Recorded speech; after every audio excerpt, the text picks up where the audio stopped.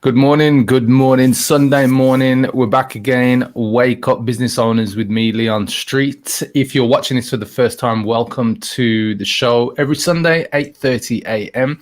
from the UK. And if you are watching this on YouTube, make sure you subscribe to the channel and click that notification bell to be notified of new videos popping up. And if you're watching this on Facebook, thank you for logging on and joining me this morning, talking about a topic around family, and in particular, how to make time for business and family as an entrepreneur. I guess as a business owner, it's probably one of the biggest things when it comes to managing your business, taking your business forward, is how do you take care of time for family, even friends? And I know earlier in my career, it was a difficult thing, especially when I had young kids, because them joining my life, let's say, and being part of, a bigger family unit and having children that therefore are now dependent upon you. My mind had to shift from being this kind of entrepreneur, just making things happen all hours of the day, 100%, business owner, working on the business, working in the business. And I guess at the time I hadn't really accounted for how much time I needed to put aside for, family. And I don't know about you guys, but it's one of the things that I want to discuss today. Do you guys have a family? Let me know in the comments below. Is it something you find easy to run your business and have family? I'm going to share, I think I've got about 7 steps that I want to give you, just some things that have helped me out along the way, especially when it comes to managing children, managing time for family, your partner, and could be your husband, your wife. And I guess things that you can use and things that have helped me. And I'll be straight up with you. It's never easy. It's not like 100% perfect, especially when you've got family, because you've got different family dynamics. You've got different people. You've got children. You've got your partner. And running your business can, really kind of throw a spanner in the works, especially when you're trying to balance the two. And for everybody, it's slightly different, because we all have, I guess, a different weight that we put on to different things. Some things are more of a priority, some things are more important, and therefore those dynamics are what kind of throw things off or actually throw things on, and make things work for you. So I'm going to share with you a few steps that you can use, guys. If you've got any tips or anything that you want to share and how you manage time for family as well as running the business, then remember, drop them in the comment as well. I'll be interested to see what you guys do, and I'll come back to them and check them out. So let me share with you on screen. I have a little presentation just with a few steps that I want to get across for you. And I'm guessing that these are some of the things that you guys can use. So let me just share screens. Where are we? PowerPoint slideshow allow. There we are. So how to make time for business and family, guys. So here are a few steps. Just before we go into those, got a little announcement. Let me just share with you. Have you taken your business beyond your wildest dreams and goals, guys? And it's a really deep question, because a lot of people are still working on their business, trying to take it to that next level. And especially with times, of recent, with the recession and so on. If you haven't, and the answer is no, then perhaps what you need is a new strategy.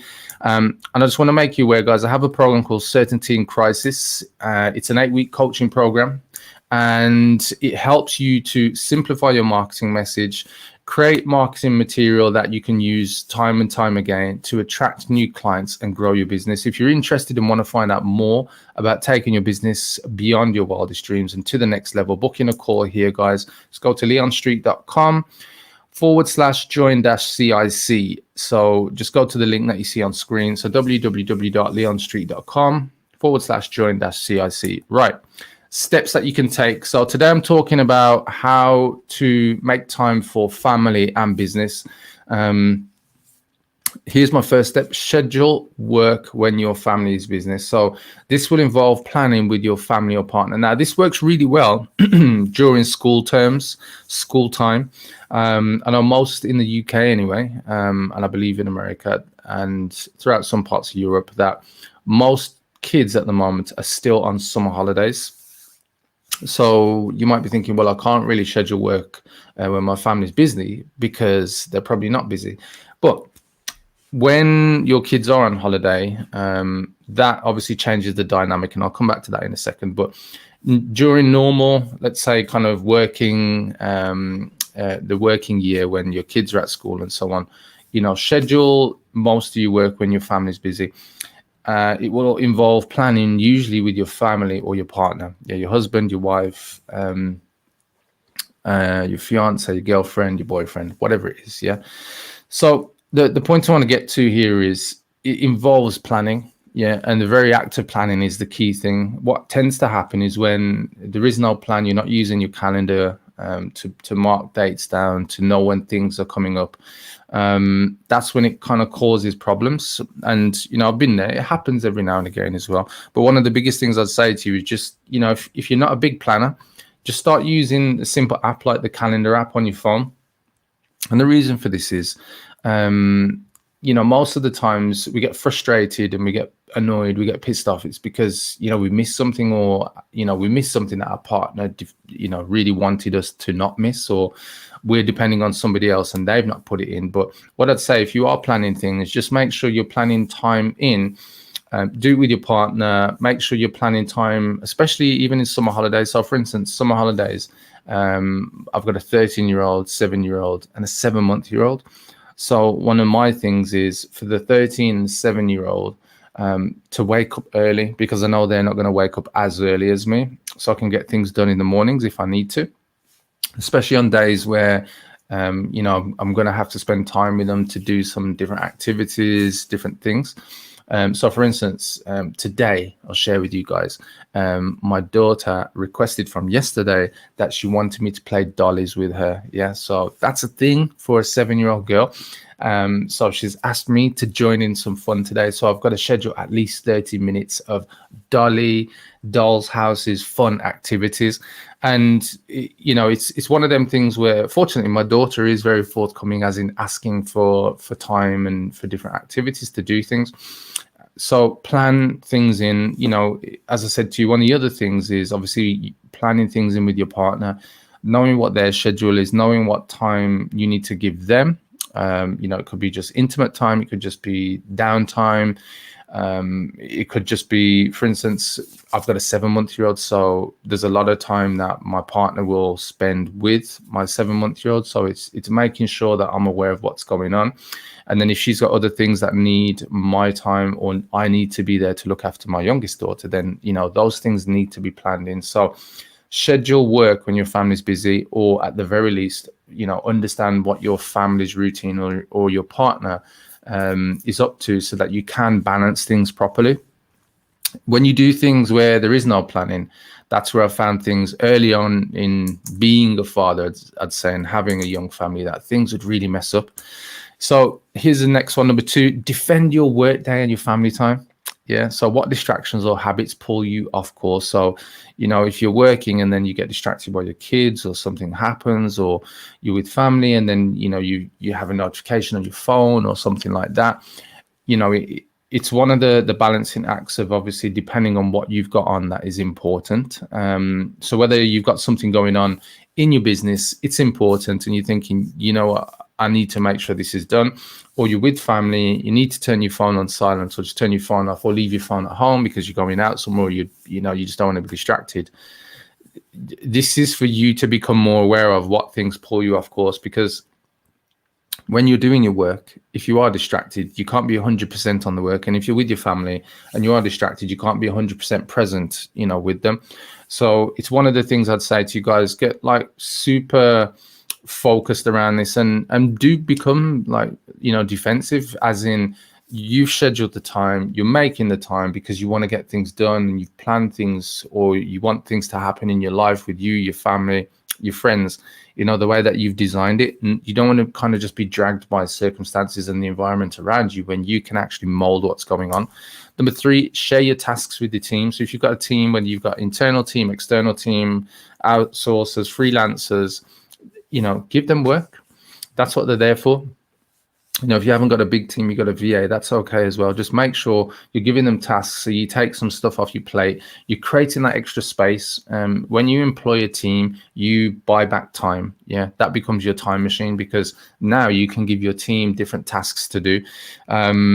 I see a lot of business owners that have team and still they want to micromanage, they want to control, and they haven't figured out the art of actually, delegation and giving things for their team to do. And if you don't do that, even like I said, even if it is just you having like a VA, you'll find yourself in a difficult situation, because time is one of the resources that you can't get back. And you may have heard this as well, but until you really buy into it, you really don't understand the concept of that actually is a critical thing. If you do have a family, then you'll understand what I'm talking about with time, because it will just seem like, whoa, where did the day go? If you're yet to have a family, but it's more about you being able to spend time with, let's say, your extended family. It could be your parents, grandparents, aunties, uncles, cousins, whatever, or even friends. Yeah, then it's just making sure that you are giving these tasks to your team to create the space in your life. Because if you're not creating a space of time, that's where you lose out. And this is where you'll lose connection with people that you want to be connected with, where months will go by and you haven't contacted your best friend or one of your friends or whoever, and you think, shit me, what happened? Where did that 90 days go? Where did those 3 months go? So for me, share tasks with your team. It's a good way for you to get into growing your business, because the more that your team can handle, the more you'll understand what they're good at, what's not so good, and actually where can you buy back even more time as well, guys, and what things are sucking the time out of you as well, the low level tasks. So step 4, set boundaries and work smarter. And I said this earlier, defend your time. But when I say set boundaries, it's getting clear and communicating with, for instance, your family. So if I've got things on and I'm doing work, at least my eldest kids, my 13 and my 7-year-old, they know that I'm doing work. So I explain to them, I've got a call coming up, or I'm doing this task. I'll be free in 1 hour. I'll be free in 45 minutes, 30 minutes, whatever it is. But set boundaries with your family, like just make them aware, because if they feel like they can just waltz in and out, ask you for different things, then that may become difficult. Kids, the younger they are, they won't really understand the boundaries, but it will be there. It will be your responsibility simply to explain. So for instance, you say, I've got a call coming up in 45 minutes, which is very important. And that's why I can't play with you right now. And I can play with you in 1 hour, 45 minutes, whatever it is. Yeah. But just explain to your family. If it's your partner, obviously they're going to understand, as long as you're, making them aware in time. The other thing is, team, set boundaries. So when they can ask you questions, how much they need to lean on you. And perhaps if they're asking you too much and they're invading your space and, they're not communicating you at the right time, it might be that the person is either or has been micromanaged by you in the past, or actually they need to learn how to become a bit more independent, i.e. improving your systems and the way that they communicate to you, or the amount of information they need to request or speak to you about. The other thing is clients. Another big thing is if you've got a pressing or urgent thing, important thing with clients, that can really impede on your family time. So just get very clear as a business owner. Just say to your client, if you are with your family, say, I've got time scheduled with my family, let them know that you have got a life. Let them know that it isn't just work, work, work. You can be a great service deliverer, but let them know that, hey, I'm human.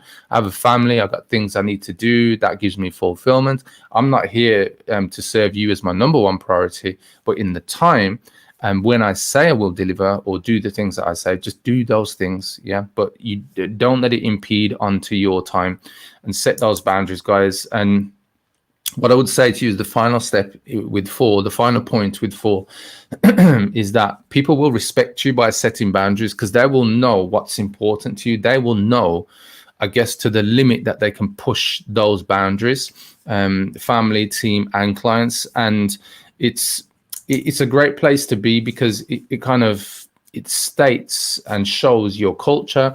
It shows your values, your beliefs, and this keeps everybody honest. And I don't know about you guys, but setting boundaries is a really good thing. So do that.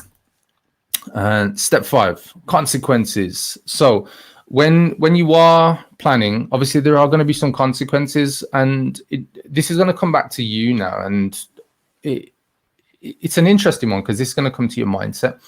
So obviously, if you've got family, your partner, your children, whatever, and they want to do something, you say no because you've already got stuff planned in. The consequences are that, yeah, they might be a bit annoyed, might be pissed off, might be frustrated, not happy. There can be different things. So those are the consequences. But the point I want to get to in terms of mindset is you being okay with that, because the way other people respond is down to them. That's none of your business. But if you plan things in, like I say, plan things in with your partner and your family, or explain to them why, especially if they've got something that is important or urgent to them, but you've already got stuff, scheduled. The consequences may just be emotions. Yeah. And what I'd say to you is the more you communicate with those around you, I guess the better it is for you and them to accept that, hey, dad's not going to be available, until 2 hours, or I'm not going to be available to, for whatever time period to do those things with you, i.e. my child or the children or the people in your lives, because they're doing something. So there will be consequences. Doesn't mean that the consequences have to be like this big, scary thing, but just be mindful of what you make it out to be in terms of mindset, because sometimes we can create consequences and make them bigger than they actually are. You might feel like, oh, I don't want to disappoint my child. I don't want them to experience disappointment and blah, blah, blah. But you know what? It's not necessarily disappointment. It's them understanding how the rules work in your household, the rules work with you as a business owner, and it's just being okay with that. Because like I've been there in the past where I've kind of battled with myself, and it's all been in my head, and I'm battling, thinking, oh, I don't want to disappoint my daughter, my son, or or my partner, because I'm thinking about, oh, what will they feel, how, and I've gone through those things, and I'm battling all these things. I don't know if you've experienced this, guys, and I'm going through it. And then, I speak to them afterwards, and they're like, yeah, fine, I was just doing this task. And I'd created the kind of disappointment, the sad or the negative consequence. And for them, it was just like, yeah, that was cool. Yeah. So just be mindful of the consequences and what they mean to you, what they mean to the other people in your lives, and how you deal with it. Future pulls. This is a cool one. I picked this one up, this step from Grant Cardone, and I really like it. Plan in advance. Holidays, downtime, as best as you can. If you've got something that's happening in the future, it pulls you to the future. It keeps you focused on you have an upcoming event. And I think, this is a really cool one. And again, this is echoed by a guy who I interviewed on my podcast probably about 4 years ago now. I'm just trying to think of his name, Jack Daly, that's it. And he would plan 18 months in advance his whole life. And so he'd have 1/3 was for business, 1/3 was for him and his wife, and 1/3 was kind of flexi time. And that flexi time could involve either things for business, things for family, downtime, just stuff he wanted to do that were on his bucket list. And I remember just speaking to him on the interview and thinking, shit me, 18 months in advance, that's how he would plan. And he would be booked up well in advance, because he would be so focused on his business and so focused with family and different things with his children and whatnot. But it just really made me kind of pay attention, like, you can go to that level. It's possible, because some people say, oh, I can't even plan like 1 day in advance because you never know how the kids are going to be or how my partner's going to be or blah, blah, blah. But actually, that's just the drama that people tend to create. That's what I've found, because I've been there where you create like, oh, I can't do this because, and you just make an excuse. But future pulls, put things into your calendar, start off 1 month, 90 days, 6 months, and then get into yearly. Like just put down, when do you want to go on holiday? When do you want to spend time with your wife or your husband? When do you want to spend time with your kids? Like, how do you want to schedule your week? And I'll get onto that with you in a moment, guys. And the last one is the unknown. Allow for the unexpected, guys. Like, having a family or running a business whilst you're a family person, yeah, whether you're a parent, whether you're son or daughter, yeah, cousin, doesn't really matter. Just allow for the unknown, guys. Running a business isn't like, steps 1 to 10. Running a business and having a family can be a complicated crazy thing, and you put everything together, the dynamics of having a family, and it can be difficult. So what I'd say to you is, when you are doing things, simply allow for the unknown, i.e. create space in your calendar so that you do have some flexi time. You do have time that you can, change things, and that goes both ways. If you need to do like kind of double down on some work, or actually if you need to double down on some time with family. Yeah. And a lot of people just, they feel like, I guess, and I've spoken to a lot of business owners, obviously serving a lot of people, they feel like pulled one way or the other, and it's because they haven't really looked at it for what it is. And it's just about, what does, creating family time mean to you? Because everybody's different. It's not like you got to follow somebody else's model. You follow your own. You understand how much time do you need to invest? How much time do you need to put aside for activities, for these different things? And what I'd say to you guys is, the more you get into this, the more that you understand you, because making time for your family is about you at the end of the day. Because the amount of time you spend with your family, the amount of time I spend with my family is going to be different. And there's going to be different things I want to do with them compared to what you want to do. And therefore, the amount of time may be different because you're thinking of different activities. So for instance, like went on a bike ride on, what day was it? On Friday. Yeah. So Friday with my son, I think we went for about 45 minutes or an hour. And it's creating that kind of space. Whereas I remember the day before, he was asking me if he could go on the bike ride, but I couldn't the day before. I was busy, I was doing things. So it really is about understanding what you've got on your plate, what you have got in your calendar, and what you also have as a priority. And for me is making sure that, I do spend time with my kids and my family, my partner, because especially to children, what you learn is that for them, love equals time, especially when they're young, because that concept of love they haven't really got yet. So, the more time that you do spend, the more that the younger kids, I would say, feel that connection with you. And I guess that's what life is all about, connecting with your significant other, your partner, your kids, and doing the things that you want to do. So guys, that's it for my 7 steps. I just wanted to share those with you. Hopefully these tips have made sense to you, provided some extra steps, I guess, that you can take. If you've got any questions, or you're finding some challenges, let's say you could even be, running a very successful business, but you just feel like there's no time for family, not enough hours in the day.